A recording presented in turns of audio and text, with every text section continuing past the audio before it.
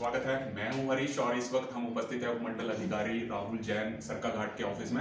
और आज हम इनसे सीधी बात करेंगे कि जो कोविड की जो तीसरी लेयर है और आम जनता के जो भी सवाल हैं हिमाचल फास्ट एक्सप्रेस के माध्यम से जो पूछे गए, हम एसडीएम साहब से पूछेंगे। सर, आपका स्वागत है हिमाचल फास्ट एक्सप्रेस में।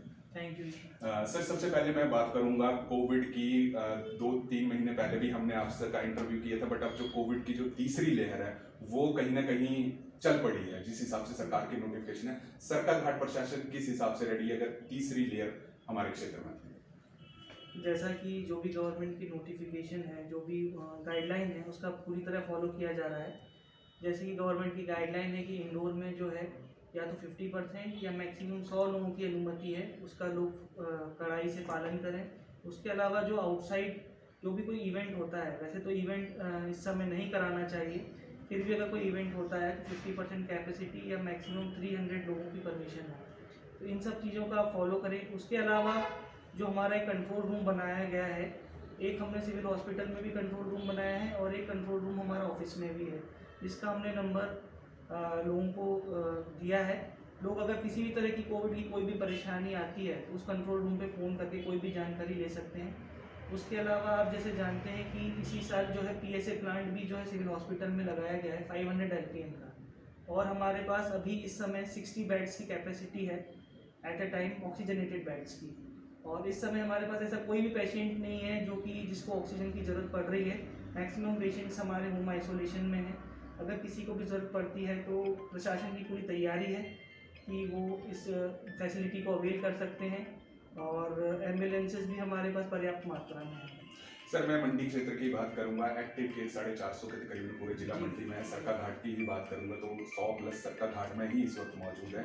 तो अगर किसी को अभी गाइडलाइंस को ज़्यादा से ज़्यादा टफ होती जा रही है, सैटरडे संडे सरकार ने वीकेंड कर दिया, तो आम जनता को जो सीरियस केसेस हैं उसको निपटने के लिए आपके ऑफिस से या प्रशासन किस हिसाब से रेडी है? जो सीरियस केसेस हैं जिनका ऑक्सीजन लेवल 70 से ड्रॉप है, उसको आप कैसे हैंडल करें?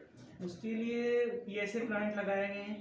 पीएसए प्लांट जो सिविल हॉस्पिटल में ये हमारी फैसिलिटी होगी। उसके अलावा जो हमारे पास जो पोर्टेबल ऑक्सीजन के लिए जो फैसिलिटी होती है वो हमारे पास पीएससी लेवल भी है।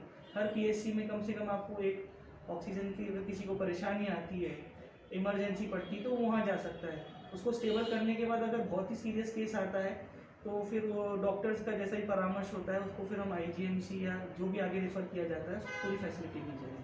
अच्छा सर, अगली कुछ प्रश्न मैं पूछूंगा। हालांकि हम काफ़ी क्षेत्रों का दौरा कर रहे हैं, पुलिस जो है लगातार जो है जिन लोग जिन्होंने मास्क नहीं लगाए उन पे चालान कर रही है, पर यहाँ पे एक देखने वाली बात आ रही है कि कई लोग कह रहे हैं कि अगर मैं मास्क लगा रहा हूँ तो मास्क से मेरे को वैसे ही सांस कम आ रही है और जो मैं कार्बन डाइऑक्साइड छोड़ रहा हूँ वो मेरे शरीर में अंदर जा रही है। तो जब पुलिस के सामने ये बात कर रहे हैं कि जी हमारे को खुद ही दिक्कत है, तो अब ये चालान जो है पुलिस उन्हीं का भी कर दे रही है जिनको खुद सांस की दिक्कत है। तो इस पे आपका क्या कहना है कि इस चीज को जो है पुलिस प्रशासन किस हिसाब से लेते हैं? ऐसा साइंटिफिकली कहीं भी, जैसा आपने कहा कि किसी को कार्बन डाइऑक्साइड की, ऐसा WHO ने, मुझे आज तक ऐसी कोई साइंटिफिक नॉलेज नहीं मिली कि भी मास्क लगाने से आपको कोई नुकसान है। तो ऐसा अगर कोई कह रहा है कि जिसको अगर कोई अस्थमा की प्रॉब्लम है, मास्क लगाने में दिक्कत ज़्यादा होती है, तो मैं उनको यही सलाह दूंगा कि वे अपने घर में रहें कुछ समय के लिए, जब तक कि कोविड की तीसरी लहर से प्रशासन निपट रहा है। और दूसरे तरह के मास्क भी अगर लगा सकते हैं, कपड़े के मास्क जो उनको सूटेबल लगे, लेकिन मास्क लगाना आवश्यक है।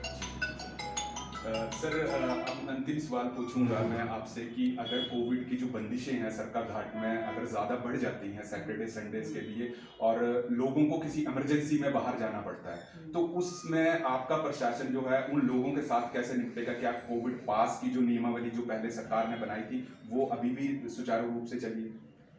उसमें जैसा भी सरकार के कैबिनेट का डिसीजन होता है, जैसे डीसी साहब आदेश करेंगे, अगर कोविड पास की जैसे भी अगर फैसिलिटी शुरू होती है फिर से, तो हम लोगों को उसमें सहयोग करेंगे।